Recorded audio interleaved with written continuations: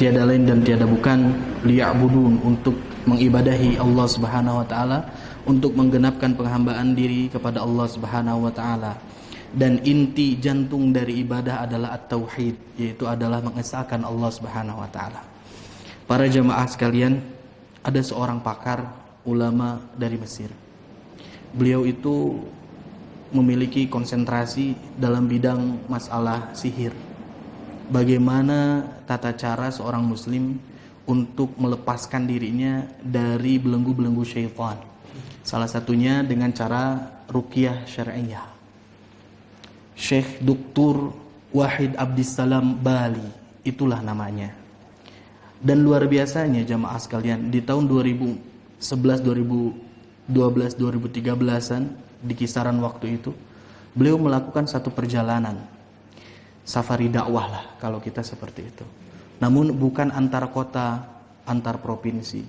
Dilakukannya di sepanjang benua hitam. Maksudnya di negara-negara yang notabene-nya mereka itu berkulit hitam, yaitu di benua Afrika. Salah satu tempat yang menjadi targetan dakwah beliau itu adalah tempat-tempat yang didatangi marak oleh kaum misionaris, yang mereka menginginkan agar masyarakat yang berada di pedalaman Afrika itu dapat masuk ke dalam milah mereka, ke dalam agama mereka. Nah, Syekh Wahid Abdissalam Bali, beliau masuk ke negara Uganda, masuk ke negara Malawi, masuk ke Somalia, masuk ke Ghana, ke negara-negara Afrika yang terpencil. Dan luar biasanya jamaah sekalian, di tahun 2014 itu ada salah satu video yang menghebohkan kita. Ditemukan ada sekitar 2.500 orang yang tidak memiliki agama sebelumnya, mereka bersyahadat, meyakinkan dirinya untuk beriman kepada Allah, beriman kepada Rasulullah SAW. 2.500 orang dalam waktu yang serentak, dan dikawal, dipimpin oleh Syekh Wahid Abdissalam Bali.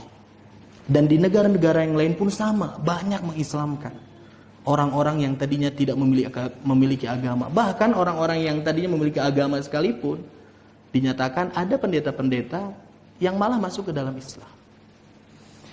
Apa corak dakwah dari Syekh Wahid Abdissalam Bali ini? Sebetulnya bukan banyak ceramah di masjid. Sebetulnya bukan hanya mengajak orang-orang itu untuk datang ke masjid melakukan satu peribadahan karena mereka tidak memiliki agama, tapi langsung turun terjun ke kampung-kampung yang dirasa mereka membutuhkan bantuan dan sentuhan kemanusiaan.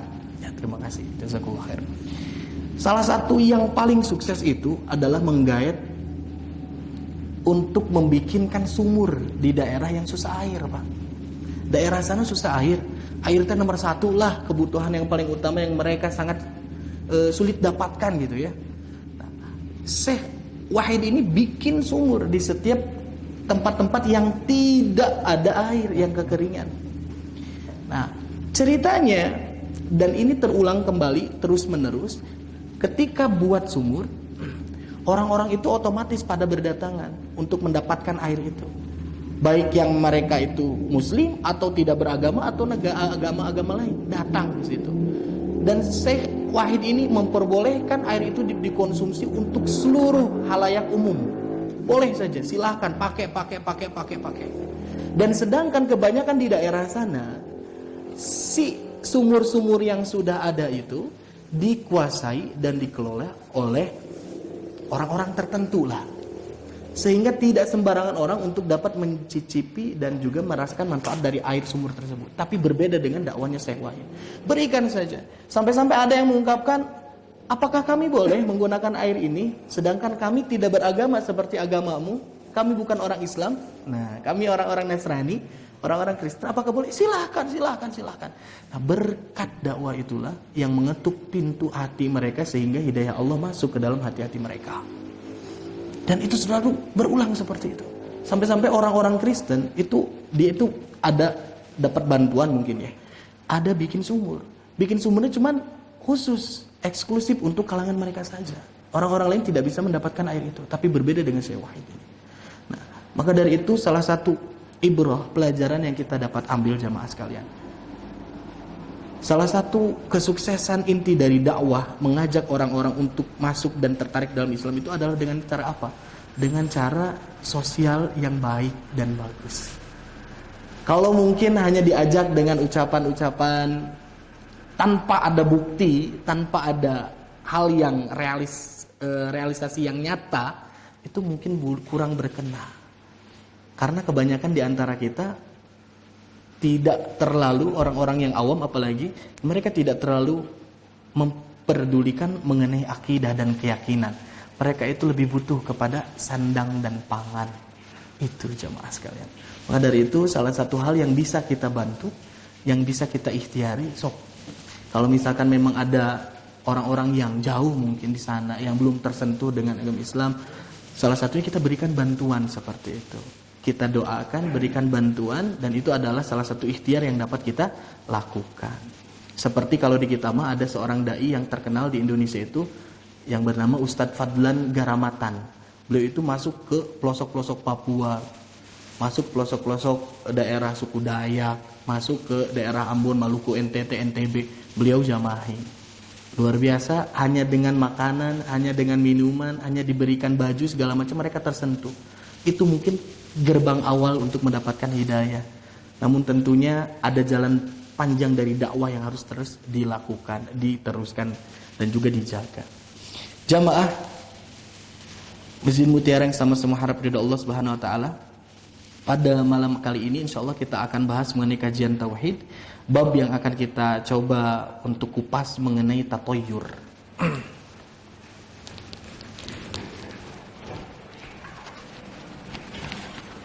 Tatoyur. Tatoyur berasal dari kata tatoyyaro. Tatoyyaro ya tatoyyaru tatoyyuran. Nah, tatoyur ini berasal dari kata at-toyr. Dalam bahasa Arab, at-toyr itu artinya burung. Apa kaitannya dengan bahasan tauhid pada malam kali ini? Ini sangat berkaitan erat jamaah sekalian. Atau di dalam bahasa lainnya, tatoyur pun sering diungkapkan oleh bangsa Arab, khususnya beribu dengan Nabi SAW dengan kata tiaroh.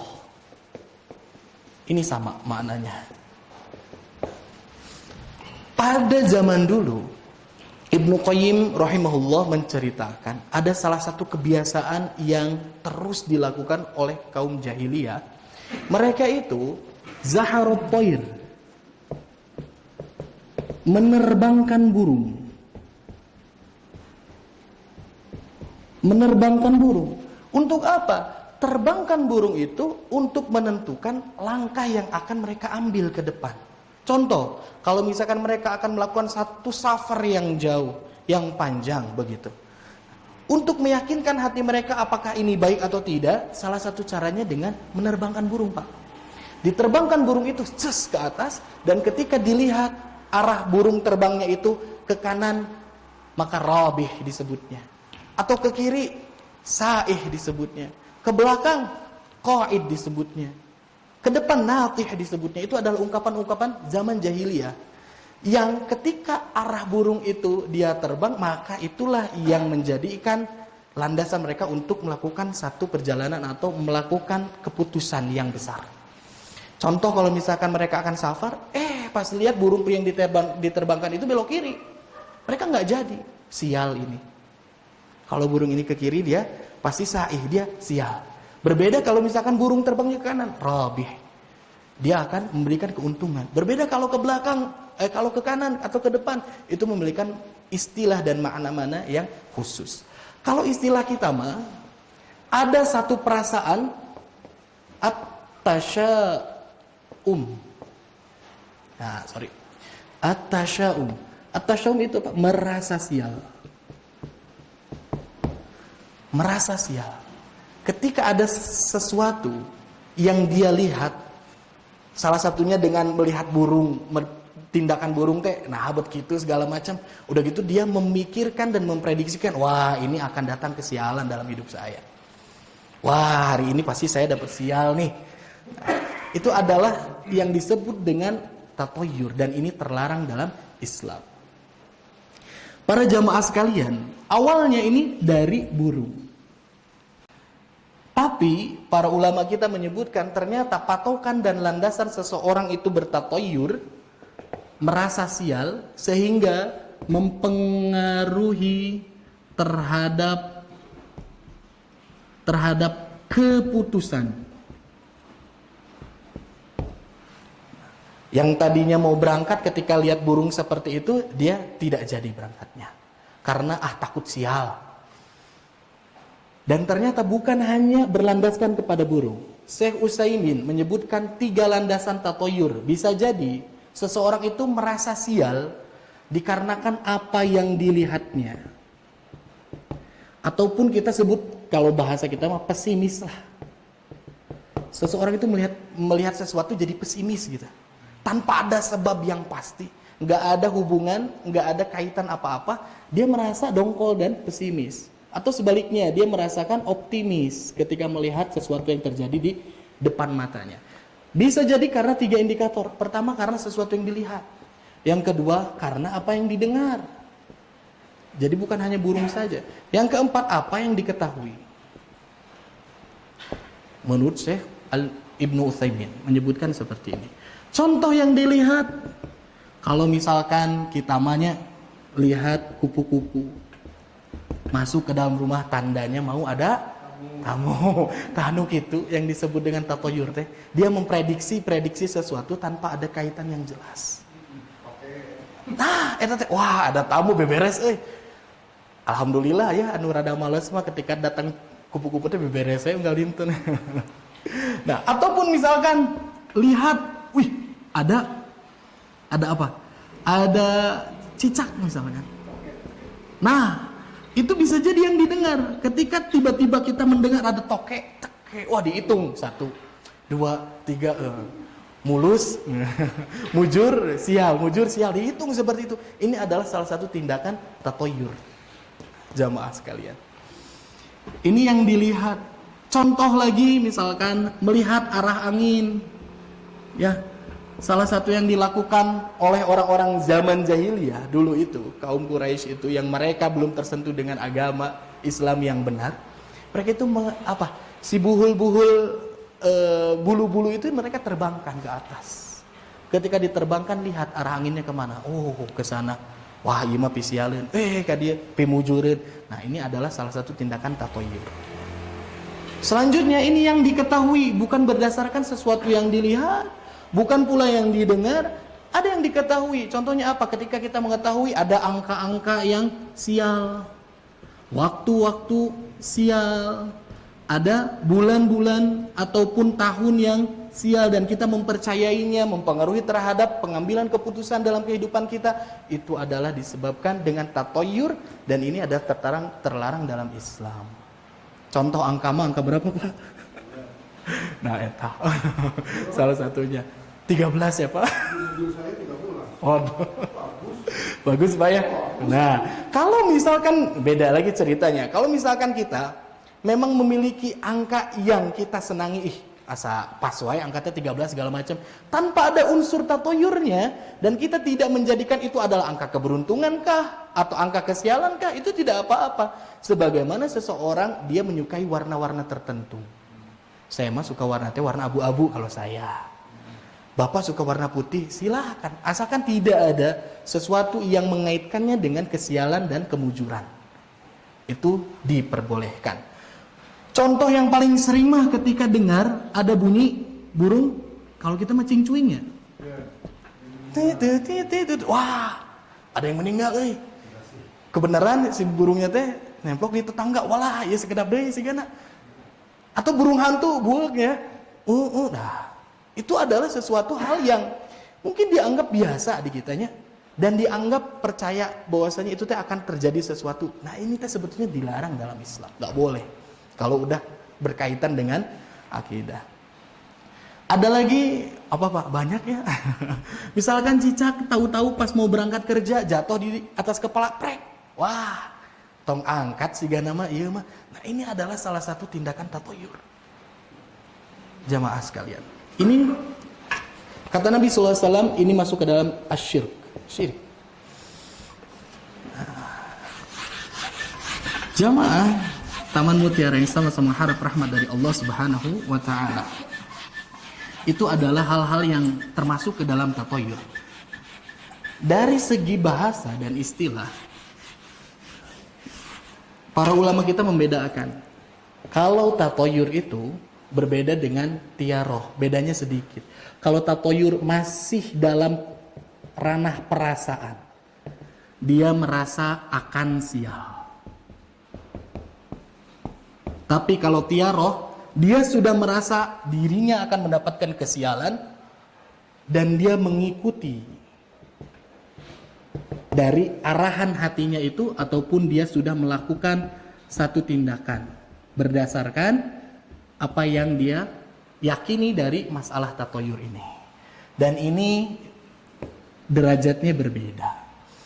Ada orang yang pertama, ketika dia mendapatkan sesuatu yang dirasa itu adalah menurut dia sesuatu yang sial, sehingga dia nggak jadi melakukan sesuatu. Ataupun sebaliknya, ngerasa wah ini tuh waktu mujur segala macam, dia tuh maju dengan semangat. Nah, maka ini masuk yang pertama, masuk yang tiaroh, yang kedua. Dia sudah mengikuti arahan hatinya. Tapi ada orang yang kedua, dia merasa aduh itu bulan Sapar. Ya. Biasanya diakaitkan seperti itu ya. Namina Sapar teh tong angkatan tebi, tong nikahkeun, entong nikah oge. Jangan bikin acara-acara yang besar, ya. Jangan beli sesuatu yang besar, jangan mengambil keputusan yang besar. Pokoknya hal yang besar-besar di bulan Safar ini jangan dilakukan. Tinggalkan bulan Safar. Nah, ada orang yang merasa bahwasanya dia itu sedikit takut dengan bulan Safar. Contoh ya. Tapi dia tidak mengikuti, dia melawan. Sehingga dia melakukan sesuatu atas dasar bukan karena tatoyur. Harusnya mah di rumah aja,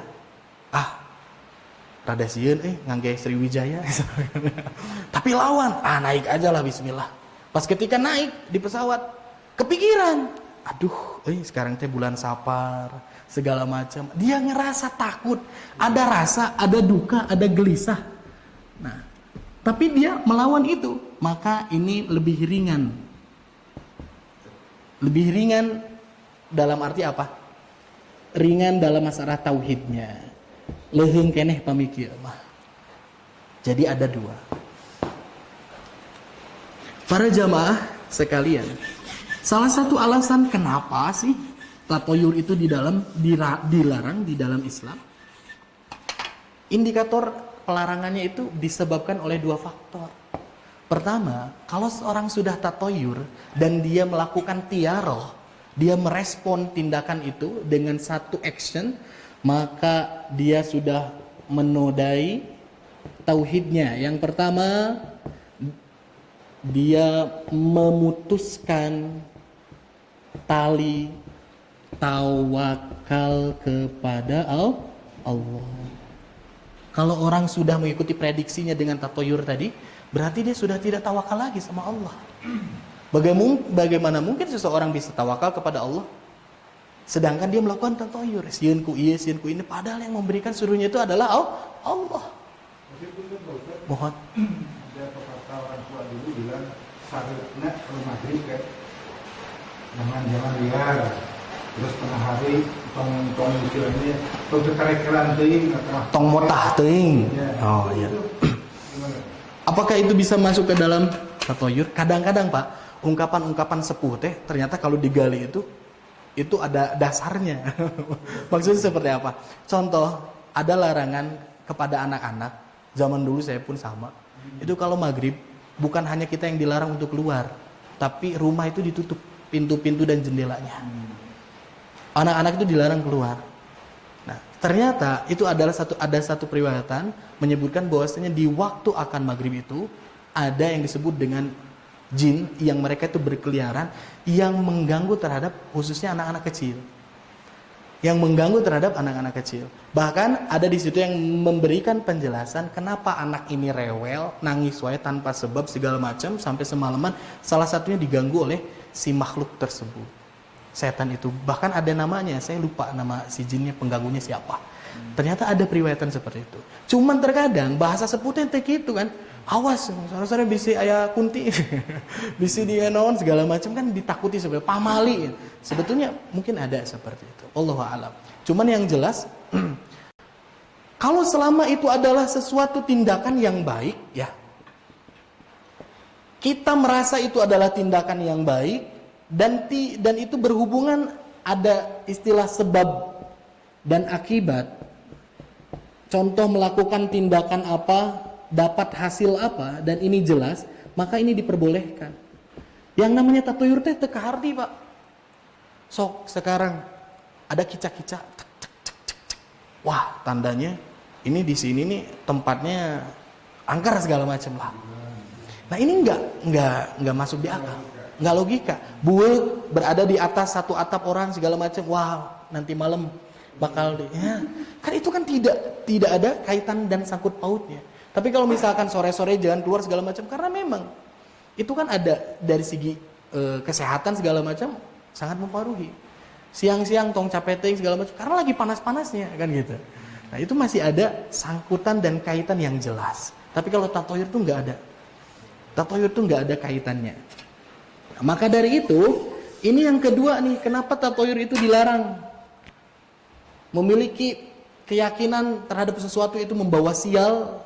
Yang kedua itu dia menggantungkan dirinya terhadap hal yang sebetulnya hakikatnya tidak ada.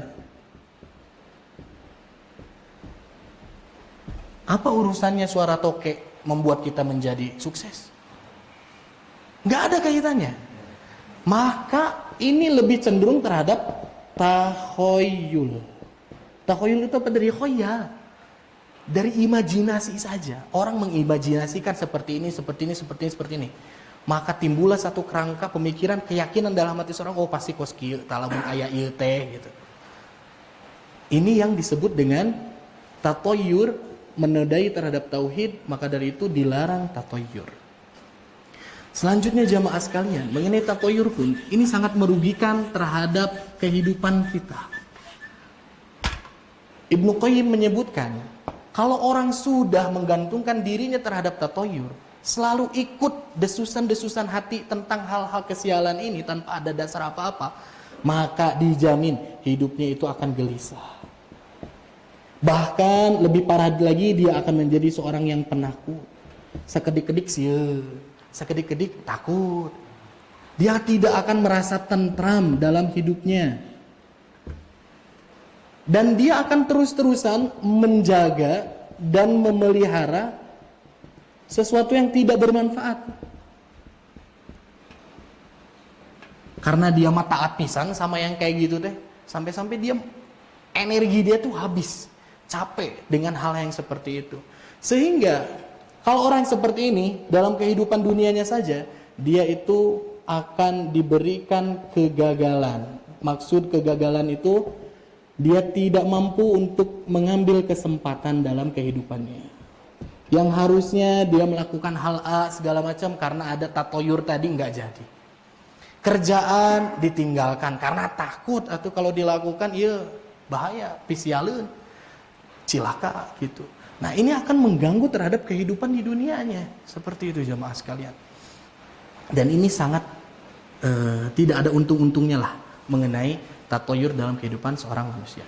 Nah, dan juga jamaah sekalian, Allah Subhanahu wa taala firmankan di dalam surat Al-A'raf, bisa dilihat ayat yang ke-131.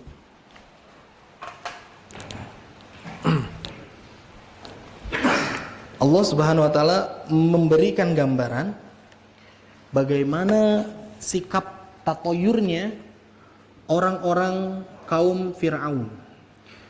A'udzubillahi minasyaitonirrajim. Fa idza ja'athumul hasanah, maka ketika datang kepada mereka, maksud mereka di sini siapa? Fir'aun dan juga kerajaannya, para pengikutnya, al-hasanatu, kebaikan dari Allah. At-Tabari di dalam tafsirnya menyebutkan kejayaan yang didapatkan oleh kerajaan Fir'aun, kesuburan, kemakmuran negerinya yang sangat luar biasa.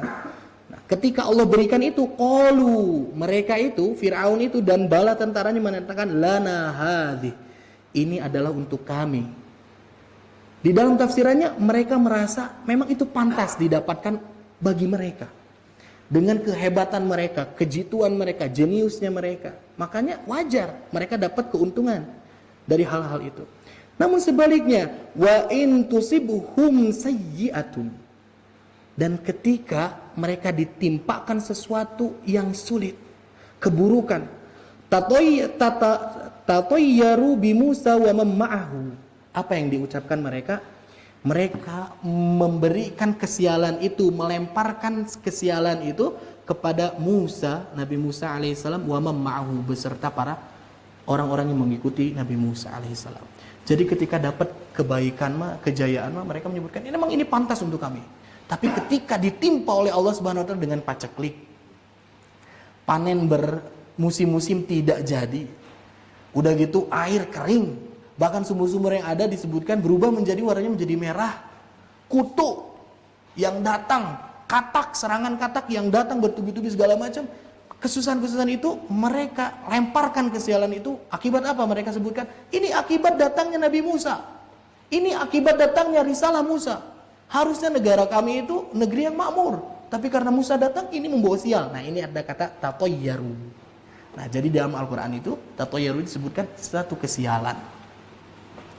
Ala innama ta'iruhum indallah. Allah Subhanahu wa taala menyebutkan dan menegaskan. Ingatlah, innama ta'iruhum indallah. Hanya saja kesialan itu ta'iruhum indallah. Sejatinya hakikatnya itu datang dari Allah. Allah yang sudah memberikan keburukan itu, bukan berakibat dari datangnya Nabi Musa dan pengikutnya, bukan karena Nabi Musa. Tapi datang dari Allah Subhanahu wa taala. Walakinna aktsarahum la ya'lamun. Namun kebanyakan di antara mereka tidak mengetahui mengenai hal ini. Jamaah pengajian yang sama-sama harap ridha Allah Subhanahu wa taala, maka dari itu yang namanya tatayyur ya, itu tidak ada. Yang ada itu apa? Allah sudah menetapkan garis takdir. Seseorang mendapatkan bahagia kapan, mendapatkan sedih kapan, duka nestapa itu kapan, sudah ada waktunya. Jadi jangan disangkut pautkan dengan masalah toir yang seperti ini, tiaroh yang seperti ini. Dan di dalam surat Yasin disebutkan bahwasanya yang disebut dengan toir yang kesialan ini itu berasal dari apa? Dari tindakan yang berlebihan dari orang itu sendiri. Maksudnya apa? Dia melakukan sesuatu dengan berlebih-lebihan, melampaui batas, sehingga Allah berikan kesialan. Kalau disambungkan seperti ini jamaah sekalian, hakikatnya kesialan itu memang datang dari Allah Subhanahu wa taala. Tapi dengan sebab apa? Sebabnya jelas, sebab kesalahan diri kita sendiri yang melakukan dan memilih jalan ikhtiar yang salah gitu. Itu yang dimaksud dengan kesialan itu. Seluruhnya datang dari Allah Subhanahu wa taala. Jangan disangkut pautkan, oh, saya sial karena tadi mah lihat kayak gini tapi saya langgar gitu. Enggak kayak gitu. Enggak ada. Berbeda dengan firasat. Berbeda dengan firasat. Firasat itu berbeda dengan tiaroh. Kalau firasat itu bukan berdasarkan melihat sesuatu, tapi apa yang ada dalam dasar hati. Kadang ibu yang kuat firasatnya jamaah sekalian, apalagi kepada anaknya, itu luar biasa firasatnya. Atau suami dengan istri, pasangan hidupnya itu memiliki chemistry yang kuat, itu firasat. Jadi bukan karena cetrek, prung, gelas yang pecah dulu baru kepikiran, bukan. Tapi firasat itu udah ada dalam hati dulu. Ngerasa nggak nyaman, aduh gimana ini, ada sesuatu yang mengganjal. Kadangkala itu memang terjadi dan itu firasat. Dalam Islam itu firasat, kata Rasulullah SAW, firasatnya kaum muslimin, apalagi ulama itu sangat kuat. Ketika dia berfirasat sesuatu, maka itu mendekati sesuatu kebenaran. Ada kisah juga, ada dua orang ulama yang besar. Ketika bersama di masjid, pada saat itu melihat kedua ulama ini yang saling berteman ini, melihat ada seorang laki-laki masuk ke masjid. Ketika melihat seorang laki-laki masuk ke masjid, lantas keduanya itu seakan-akan kalau kita sok menurut kamu si lalaki ieu teh nanti keluar teh bakal lewat pintu belah ditu atau belah ditu gitu. Ngadu-ngadu firasat. Ngadu-ngadu firasat gitu ya. Nah, kata menurut saya mah pasti dia belok kanan. Oh, saya belok kiri. Nah, itu adalah sesuatu yang firasat itu diperbolehkan, cuman tetap dalam koridor dan ranahnya. Jangan terlalu memperdalami juga. Ibu misalkan ya, atau kita selaku orang tua ngerasa teu enak hati, padahal budak sehat-sehat aja gitu ya. Sampai di pikiran ieu teh firasat kesaha. Nah, itu terlalu berlebihan. Cuma memang kalau firasat itu ada. Kalau tatoyur itu benar-benar mutlak tidak ada di dalam Islam yang memperbolehkan masalah ini. Jamaah sekalian, selanjutnya, nah, yang kedua, keburukan dari seseorang ketika dia bertatoyur, pasti dia itu hidupnya yang tadi kan merasa sempit dadanya, gelisah, menyiksa jiwanya, menjadi seorang yang sangat penakut. Nah, di sini juga disebutkan bahwasanya memang setiap manusia itu pasti akan ada sesuatu hal yang menghinggapinya mengenai masalah tatoyur ini. Mungkin dia dari orang lain, misalkan orang lain ngomong ke dia, kamu orang yang gagal, kamu orang yang tidak akan beruntung karena saya lihat kamu gini melihat dari hal ini. Kadang-kadang ada yang seperti itu. Kalau di istilah kita ada orang yang meramal lah. Nah, kata Nabi SAW ini terjadi juga. Ada sahabat yang pernah bertanya kepada Nabi SAW, wahai Nabi, aku punya teman dan dia itu senang bertatoyur. Jadi dia tuh selalu mempengaruhi, sampai-sampai aku pun itu diprediksikan oleh dia. Kamu teh kalau mau ke sana segala macam nih, arahnya salah, jangan ke sana segala macam. Dan itu menghantui hidupku. Hatena teh tidinya teh rada masuk gitu ya. Terusnya berseteru di dalam hatinya. Kata Nabi SAW menyebutkan apa? Wa ma minna illa. Kata Nabi menyebutkan, setiap di antara kita itu pasti akan ada satu saatnya di mana mereka akan masuk ke dalam hatinya itu tatoyur. Kadang-kadang kita sok rada kepikiran mengenai tatoyur. Tapi kata Nabi SAW, walakinnallahi yudhibuhu bittawakkuli. Tapi Allah Subhanahu wa taala sudah memberikan obatnya. Untuk menghilangkan rasa desas-desus dalam hati, ragu-ragu mengenai masalah yang seperti ini dengan apa? Dengan tawakal kepada Allah Subhanahu wa taala. Itu cara yang pertama. Menguatkan ketawakalan kita. Ketika ada feeling melihat sesuatu, terjadi apa gitu ya. Nah, ingat tawakal kepada Allah, gantungkan seluruhnya kepada Allah Subhanahu wa taala. Ada cara yang kedua. Berdasarkan hadis Nabi sallallahu alaihi wasallam, kata Nabi, "Man raddathu at-tiyaratu min hajatin faqad asyraka." Kata Nabi sallallahu alaihi wasallam, siapa orang yang menahan dirinya sehingga dia tidak melakukan sesuatu diakibatkan karena tatoyur, hajatnya enggak jadi, kebutuhannya enggak jadi dilakukan karena ada tatoyur, faqad asyraka, maka dia telah syirik, kata Nabi SAW. Namun ada salah satu caranya. Para sahabat bertanya, terus gimana cara kita untuk menghilangkan itu wahai Nabi SAW? Kata Nabi, bacalah satu doa, Allahumma la khairu illa khairuka, wa la tayru illa tayruka, wa la ilaha ghairuka. Ini adalah doanya. Kalau misalkan sudah ada berseteru dalam hati kita mengenai masalah ini, mungkin ada rasa-rasa gak enak segala macam. Ingat, yang pertama itu dengan cara tawakal. Cara Allah untuk menolong hati seseorang dari masalah tatoyur ini dengan bertawakal. Yang kedua dengan doa. Doanya, Allahumma, ya Allah, la khairu, tidak ada kebaikan. Tidak ada kebaikan, kesuksesan. Illa khairuka, melainkan datang darimu. Selanjutnya, wala toiru, tidak ada kesialan, keburukan. Illa toiruka, melainkan itu keburukan datang darimu. Dan ditutup dengan wala ilaha ghairuka, dan tidak ada ilah melainkan engkau. Ini doa yang bisa kita praktekkan. Melihat sesuatu masuk desas-desus ke dalam hati kita, maka kita ingat bertawakal, baca doa ini, Allahumma la khairu illa khairuka, wa la tayru illa tayruka, wa la ilaha ghairuka. Para jamaah sekalian, para ulama menyebutkan memang sejatinya ini yang namanya tiaroh ini datang dari syaitan. Setan itu yang yuwaswisu fi sudurin nas, yang mendesas-desuskan, menggembar-gemborkan dalam hati kita, membuat diri kita ragu-ragu untuk memilih sesuatu, membuat diri kita menahan langkah sejenak, berpikir alah kumaha segala macam. Ini adalah datang dari syaitan. Maka satu caranya untuk melawan syaitan dengan apa? Dengan meminta perlindungan dari Allah Subhanahu wa taala. Meminta perlindungan dari Allah Subhanahu wa taala. Bisa dengan ucapan a'udzubillahi minasyaitonir rajim. Ini adalah satu ungkapan yang sangat luar biasa.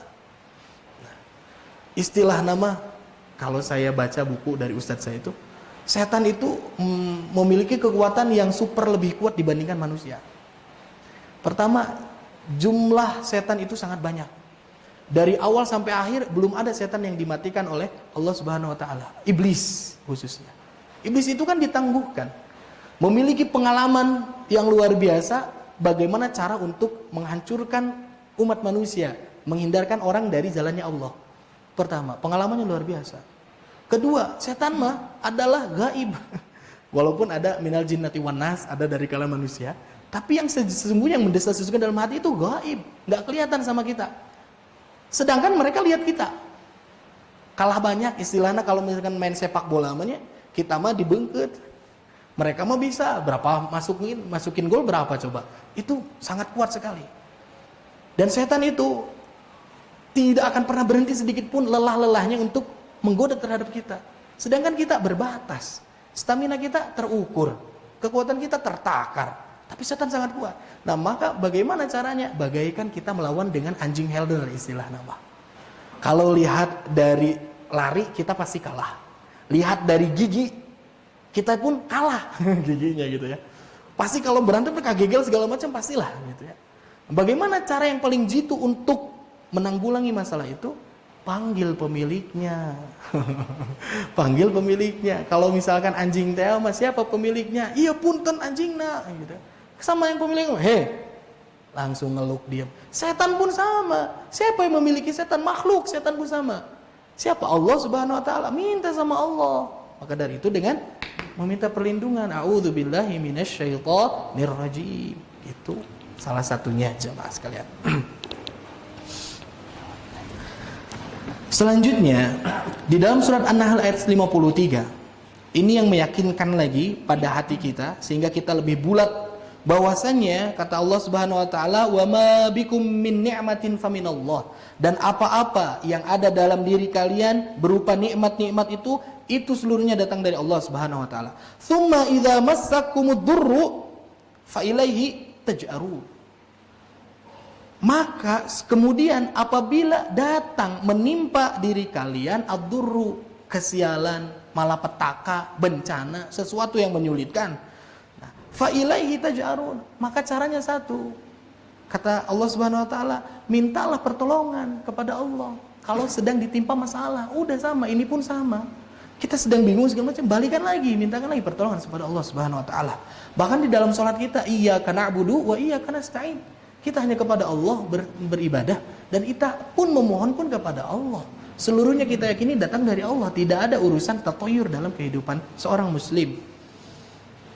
Dan juga selanjutnya Allah Subhanahu wa taala yang menjelaskan sendiri dalam surat Al-An'am ayat 17, wa in yamsaskallahu bidurrin, dan ketika keburukan itu Allah Subhanahu wa taala timpakan kepada satu orang, kepada siapapun, fala kashifalahu illa huwa, maka tidak akan ada yang dapat menyingkap keburukan itu, bencana itu, melainkan Allah Subhanahu wa taala.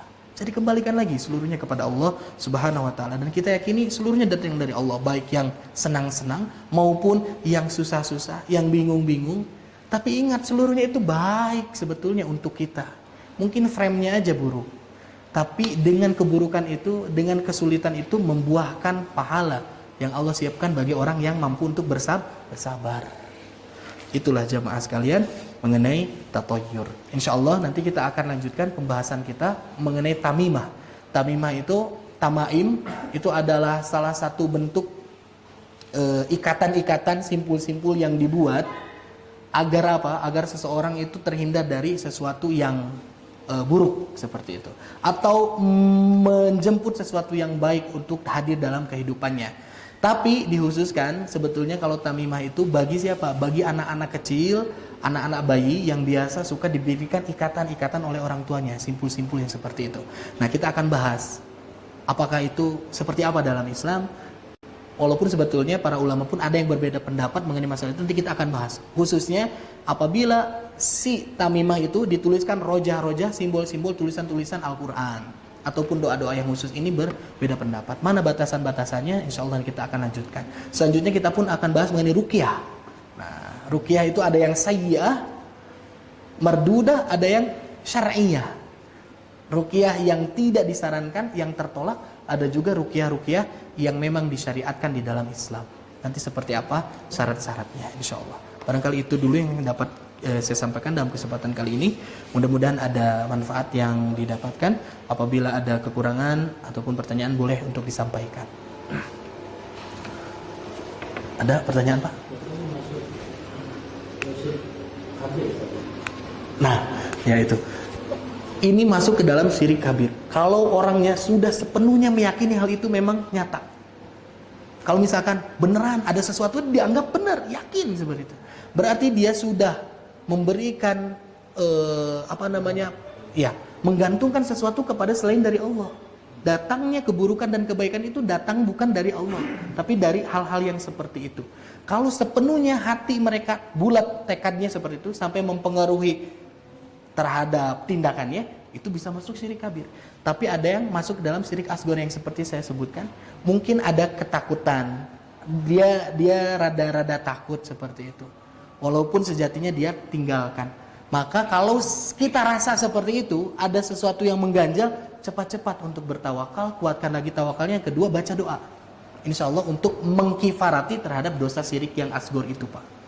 Jadi bisa masuk dua. Tapi kalau sering-seringan asghar itu sangat ditakutkan, riskan untuk masuk yang kabir. Itu adalah yang disebutkan oleh para ulama. Seseorang terus dan menerus melakukan yang kecil, maka ditakutkan dia akan terjerembab dalam hal yang besar. Ini pun sama. Itu. Jadi jangan terlalu merasa ringan karena disebut dengan syirik asghar, karena dua-duanya sangat berpengaruh. Baiklah jamaah, Pak Agung seperti itu barangkali. InsyaAllah kita tutup saja dengan bacaan hamdalah dan doa kifaratul majlis bersama-sama. Alhamdulillahirabbil alamin, subhanakallahumma bihamdika, asyhadu an la ilaha illa anta, astaghfiruka wa atubu ilaik. Wassalamualaikum warahmatullahi wabarakatuh.